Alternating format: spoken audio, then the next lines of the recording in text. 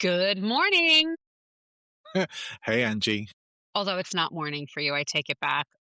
Greetings, And it my may not friend. be morning for our listener either. It could be any time of day. It's true. Greetings, all. I have a big question for John this week. Something we've talked about. What is your perspective on like the idea, the concept of you reap what you sow? I'm not a farmer, Angie, so No uh, kidding. No kidding. are we are we talking about wheat here? Are we talking about Okay. zucchinis? So wait, that is awesome, right? Because you just pointed to the reason I even asked the question. Right? When we're thinking as coaches about the idea behind branding ourselves, which we've talked about a little bit, in our show, we've talked about branding and things like that, As but recently as last week, yes. as recently as last week. Thanks for that reminder. But is there relevance to it? Is there really a point to branding? Welcome to the Coaching Clinic with John and Angie. The show for professional coaches who want to develop their skills and grow their business. Follow the show on your favorite podcast app. And join us every Wednesday for new episodes. How much intentionality should we put behind the concept? Right. And in that case, I think yes, it's very hard to get people to know and trust you enough to want to buy your products or services if they don't really know who you are or what you're about. And so I think it's definitely important to have things in place that help them to do that. Now, I have a bit of a thing here. Like, one of the things that made a big impact on me when I first heard it, but this is from one of my business mentors, Chris Ducker, who had said that, when we were chatting about some of the struggles that I was having with my own business, that I was essentially doing too many high level things Okay. and didn't have enough of the foundational stuff to be ready to do that. However, sometimes it can be hard to do the foundational stuff if you don't have some of the high level things. And by high level things, I'm talking about a book or a podcast or something that people might know you for. Because when I talk to people who have had those things and had success with those, a lot of their other successes have stemmed from that. Right. Sure. Does that make sense? Yeah, no, absolutely. I think that we have to realize that, coaching in and of itself inherently is just the kind of space where things that you do can support other things without a doubt, right? You can speak to get coaching and have coaches that give you speaking events or some vice, whatever, however that works out. However, to your point though, people need to know where to find you. They have to know, yes, I think if you're putting yourself out there in a certain way, you have to be clear in messaging and what it is that you want to do. Like, what is it that you want to attract? How are you attracting people to you? How are you finding the right people? And we started talking about farming a little bit because what's the truth, right? Simplicity. If I want to grow a tomato, I need to plant the seeds to grow a tomato. To your point, cucumber, I need to, I don't know, other cucumber seeds. I'm not a farmer either, so I'm just saying, but let's assume everything has a Yes. seedling, right? Let's assume whatever it is we want to grow is what we must plant and nurture to give it the best possible outcome, to grow in strength and not like my plants, grow for a minute and then they die. Right? So like isn't that's really what we're talking about. Yeah, you have to know what you're trying to grow. So that requires a little bit of vision. So it's conceptually this relates very much to strategy, which we were talking about a lot last time. But I do think it's really important to know where you're going with all of this for sure. But I think this is where you want to know who you're helping and how you're helping them so that you know where you can find them. because early days, particularly, this is about finding them. One thing that I hear time and time again is like referrals are great, but you can't always rely on that for a long-term business. Mm-hmm. It's like the referrals may at some point start to dry up, especially as people's lives get busy and hectic, and they don't always have the mental space to be able to give you the referrals that you want Mm-hmm. or need for them. So whilst all that stuff is great, having stuff that keeps you in people's consciousness Mm. is far better. So you do want to be memorable. I think it's important to find those ways to be memorable. And that's why with social media and stuff, you probably need to really pick one platform and go for it. If you're thinking, well, do I have a book or a podcast? Like, don't do all of them. You pick something as like, right, I'd like to be known for this.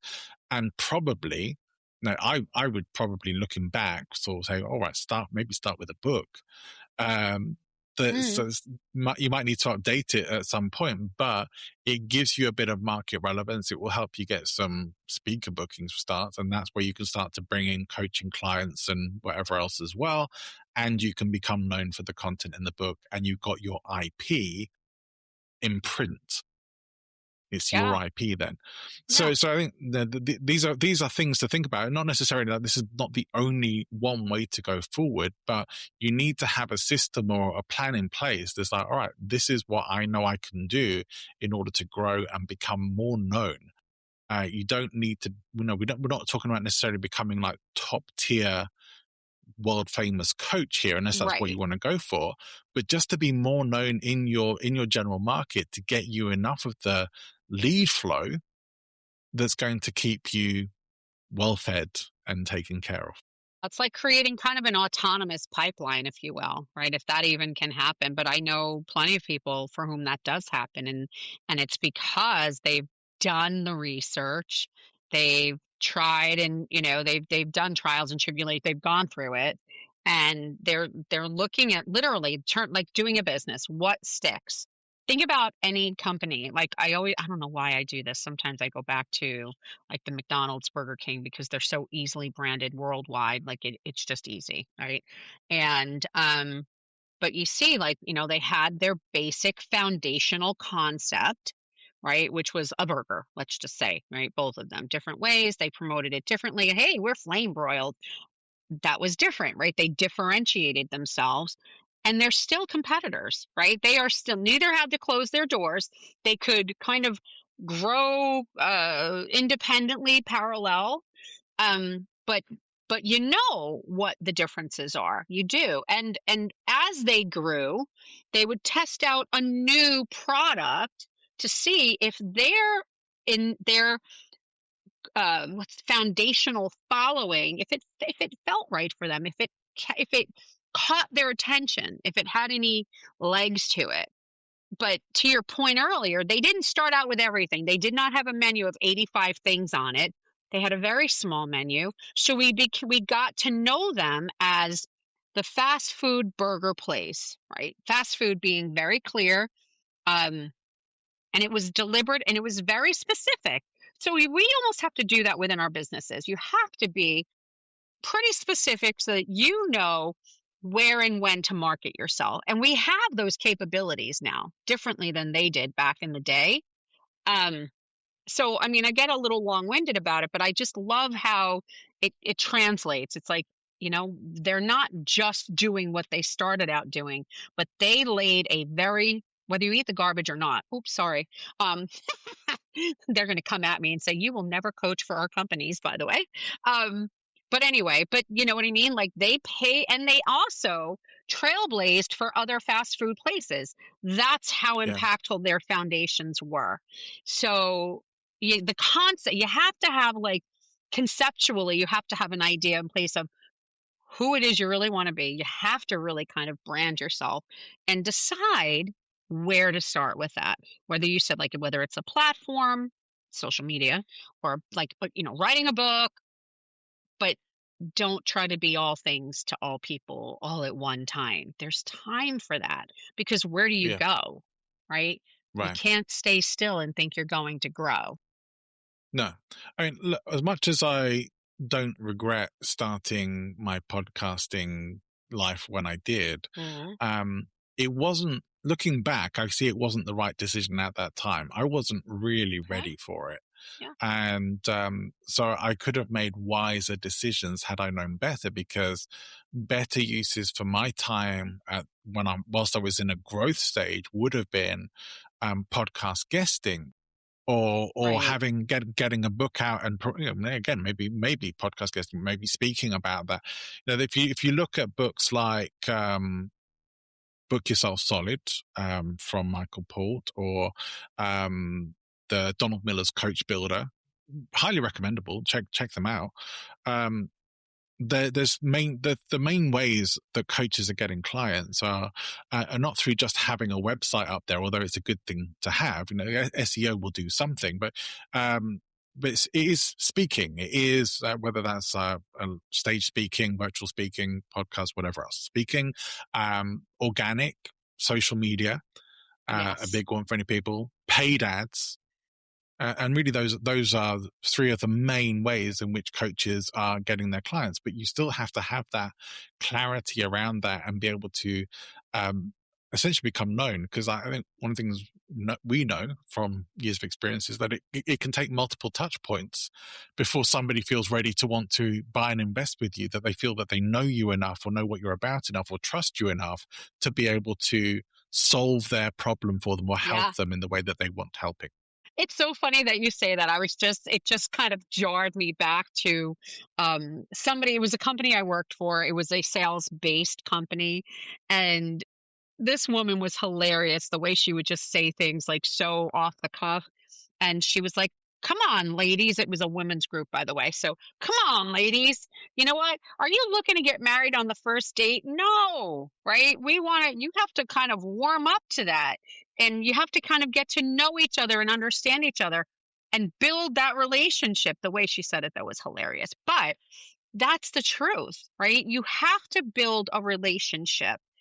Even though you haven't even spoken live yet, you have to think of it as, I need to show, I need to illustrate, I need to consistently show up so that there's no mistaking who I am and what I do. And again, to your point, multiple touch points. Absolutely. Once in a while, I have somebody who's like, "I just saw your XYZ," and it just spoke to them. It was the timing, and that's great. That's not the norm. um, we build relationships. They do take time, which is why it's so important to not get it perfect, because like you and I've very much experienced, we don't know necessarily out of the gate. But that's why we go back to other episodes and say, "What are you doing? What's your vision?" Right? Who are you talking to? So that you're not weeding through people and underbrush that has nothing to do with your deliverable. Sorry.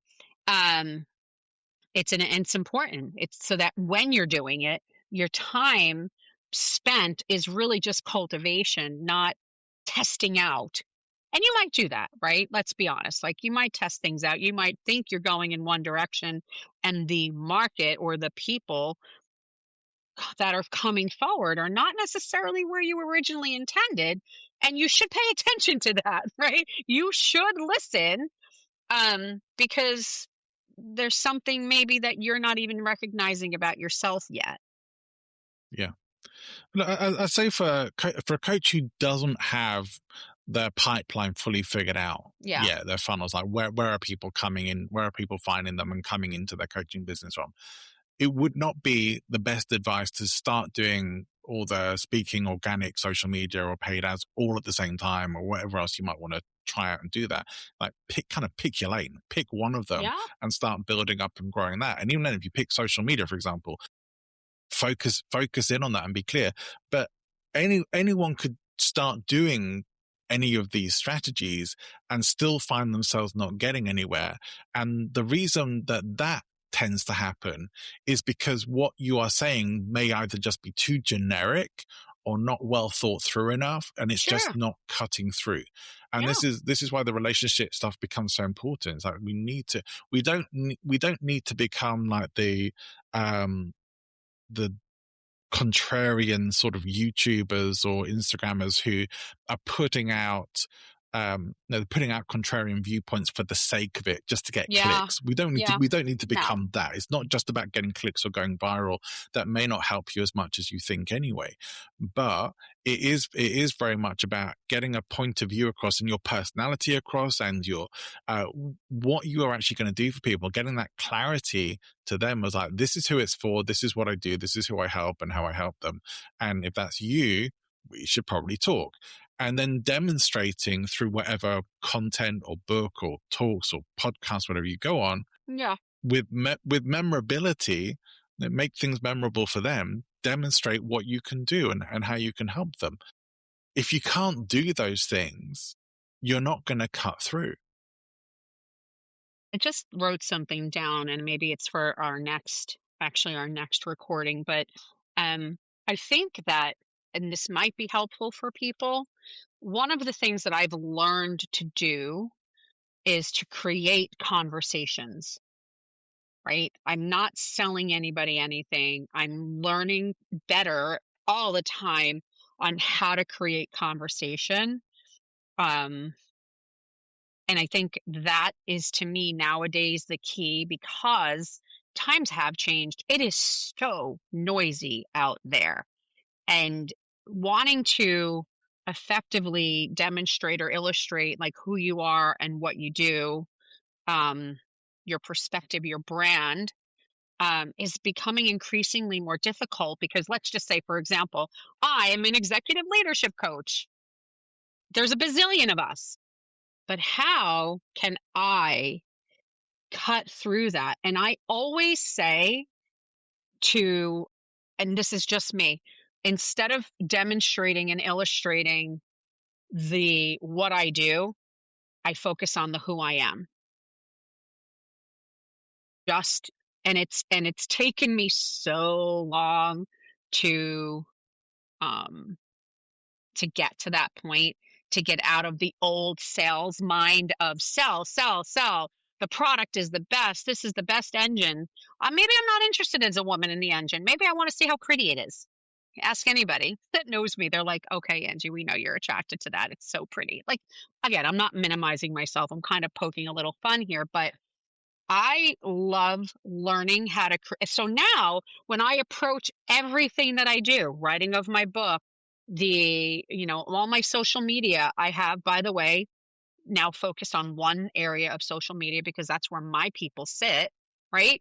So now I'm not Same. looking to go, hey, guess what? What's your biggest issue? Let's talk about that. And I'm not downing anybody who's doing it or has done it and it's worked for them. But for me, I just want to talk to people. And if I focus on creating conversations, I am developing almost an invisible pipeline of business opportunity for myself. So I kind of feel like there's a shift, and maybe we can talk more about that, but I think we can go into it. I would say this as well before we wrap things up for today. The social media thing is particularly important with this because every social media platform requires different strategies and different things work. And if you really want to make one work, you pretty much have to go all in with it. If you want to make LinkedIn work, you pretty much have to go all in with it. If you want to make Instagram work, go all in, because then you can listen to the experts there who can help you get the growth and development as well, right, and keep practicing there. But if you're trying to do that over all these multiple platforms, and it should be the one that makes the most sense to you, maybe the one where you spend most time, or the one where people are there, and maybe even connecting with you, or maybe just where you have the most followers, whatever. But or if you really don't have that social media at all right now, which one do you think they are? Are you mostly professional? Then get yourself on LinkedIn. Is it mostly social, relationship coaching, whatever else? Maybe Instagram's a great place for you, or even Facebook. There's still people on there. So, whatever platform it is for you, go all in.